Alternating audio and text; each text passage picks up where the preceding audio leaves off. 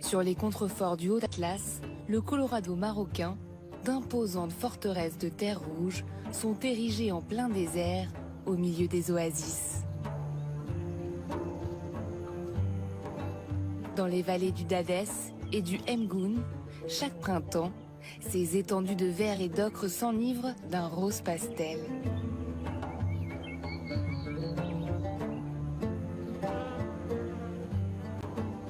La rose de Damas se serait invitée ici dès le Xe siècle, irradiant la région de ses légendes et de son parfum entêtant, transformant le destin des populations amazirs que les Romains baptisèrent Barbarus, les Berbères, ceux qui ne parlent pas la langue.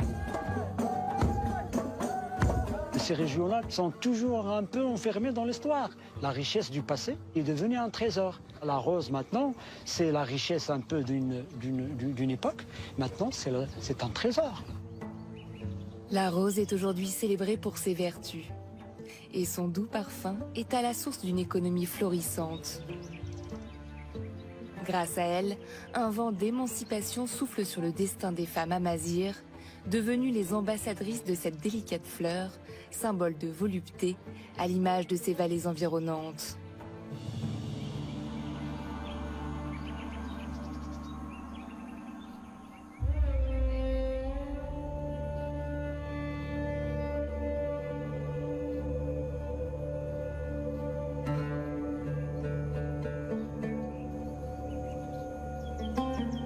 Sur les sommets de l'Atlas, coulent les sources qui alimentent depuis des siècles le bourg de Kelatemgouna, village oasis, ancien bagne au milieu du désert et au pied d'un géant. Donc là on est sur le pont ancien qui a été fait du temps des Français sous le protectorat. C'est un pont qui a été construit par Eiffel et on enjambe la rivière du Mgoun, qui est donc ce qu'on appelle la vallée des Roses.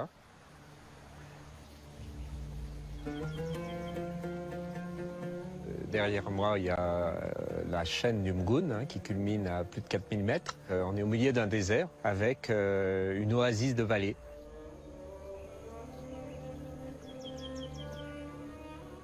On a un contraste entre le vert avec les oliviers et puis après on a les amandiers, on a les abricotiers et puis tout ça contraste avec l'ocre des bâtisses traditionnelles qui sont des constructions en pisé.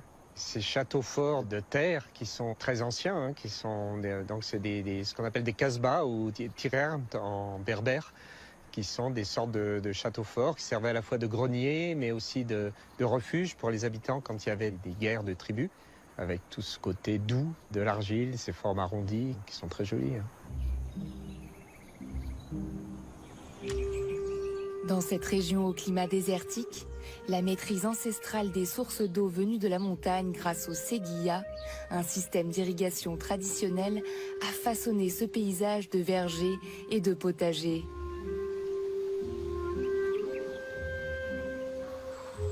Quand on se promène dans ces jardins où il y a les chants des oiseaux, le bruit de l'eau qui coule dans les canaux, ça c'est très, très apaisant. En fait, c'est un petit paradis au milieu du désert.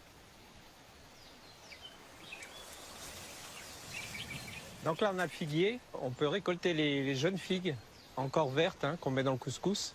Et puis là, on a voilà, la rose qui commence à fleurir.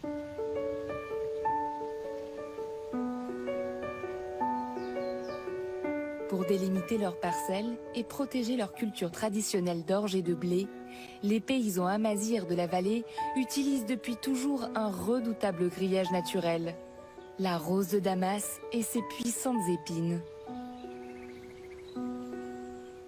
La légende raconte que sur ces terres de passage vers le Sahara, des pèlerins revenant de la Mecque auraient semé ces graines.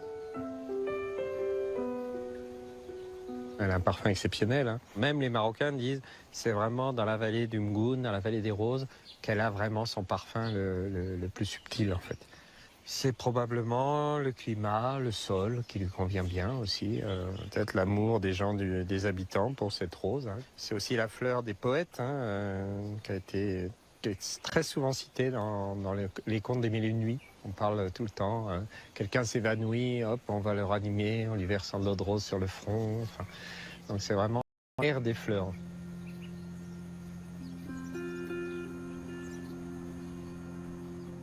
On dit que certains palais de rois amazirs étaient embaumés de roses, bien avant l'arrivée de l'islam. Après la conquête musulmane, le premier médecin arabe, Avicenne, s'intéresse aux propriétés de la rose et la distille au XIe siècle de notre ère.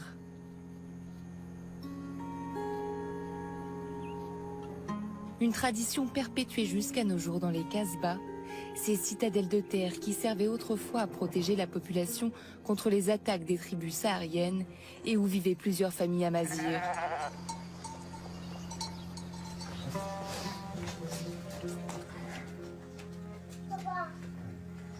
Hussein a appris à distiller de manière artisanale grâce à son père.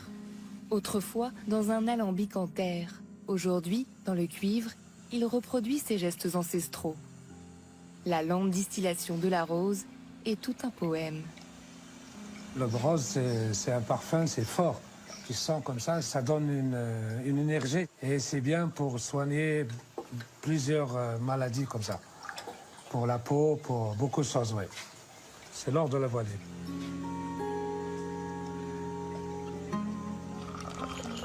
Depuis plusieurs siècles, l'eau de rose est utilisée par les amazirs pour ses vertus thérapeutiques. Son parfum délicat imprègne aussi la vie quotidienne de la Casbah. Ça me rappelle mon enfance, quand on s'asseyait tous ensemble comme ça. On prenait des roses, beaucoup de thé aussi.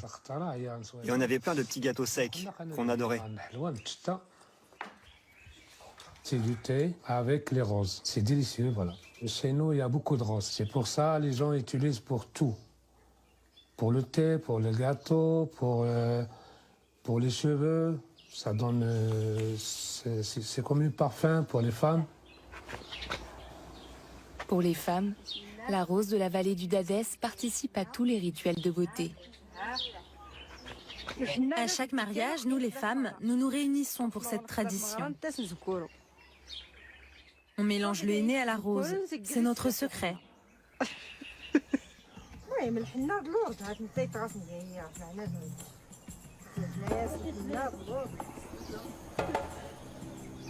Si la production a longtemps fonctionné en circuit fermé avec ses récoltes familiales, elle donne naissance à la première distillerie à vocation commerciale de Kelatem Gouna, fondée par les colons français en 1936. La production s'organise. La fragrance unique des roses de la vallée va alimenter les parfumeries de Grasse. Dans cette région éloignée, aux portes du désert, les hommes amazirs partent travailler en France ou s'engagent dans l'armée coloniale au cours de la seconde moitié du XXe siècle. Les femmes assument seules les tâches aux champs et vendent les récoltes de roses au souk qui leur étaient autrefois interdits.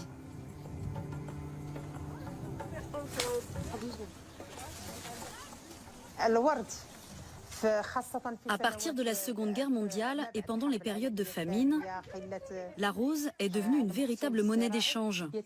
On la troquait contre du blé ou contre de l'orge. Cette rose de la vallée a permis aux femmes de survivre. Puis les revenus dégagés leur ont permis de s'instruire et d'instruire leurs enfants, de subvenir aux besoins de leur famille.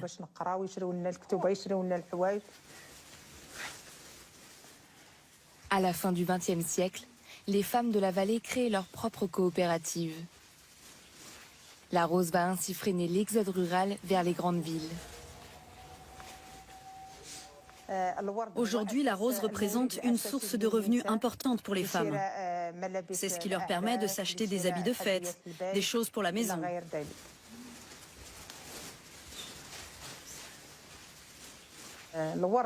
Dans notre culture berbère, dans cette région, la rose est le symbole même de la beauté, de l'amour, de la paix. Tout ce qui est beau, on dit que ça ressemble à une rose.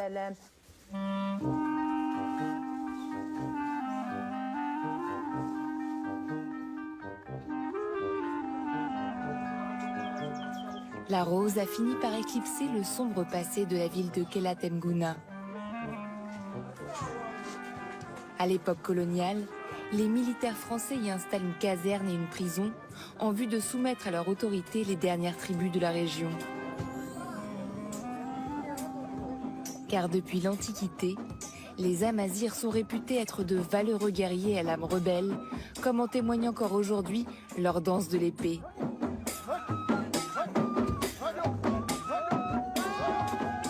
Au XXe siècle, la ville de Kelatemgouna devient le cœur des arts amazirs grâce à son Moussem des Roses, qui célèbre la récolte chaque année entre avril et mai.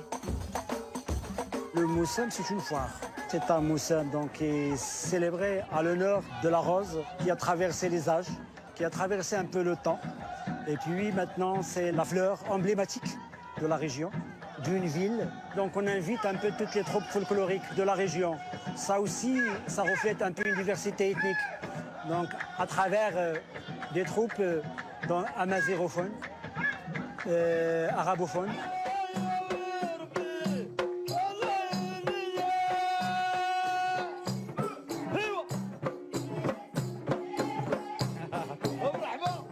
On est déjà dans des vallées pré-sahariennes, on est sur les contreforts de l'Atlas. Donc toute cette zone géographique, c'est une zone aussi de tradition amazighophone, habitée par des tribus, des fractions qui parlent toujours l'amazigh avec leurs traditions, avec leurs histoires, avec leurs institutions. Et ce qui fait aussi un peu la force de cette région, donc c'est cette diversité.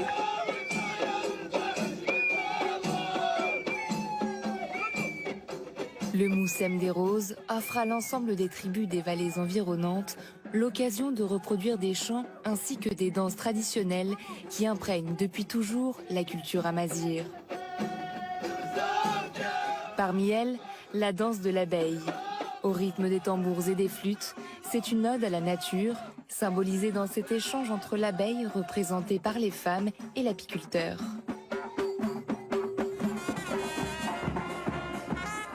Sur un char fleuri, une femme célibataire est aussi choisie pour incarner la fraîcheur et la beauté de cette fleur à l'odeur enivrante. Mythique et intemporelle, la rose du Dadès est devenue l'emblème amazigh de l'amour et de la beauté.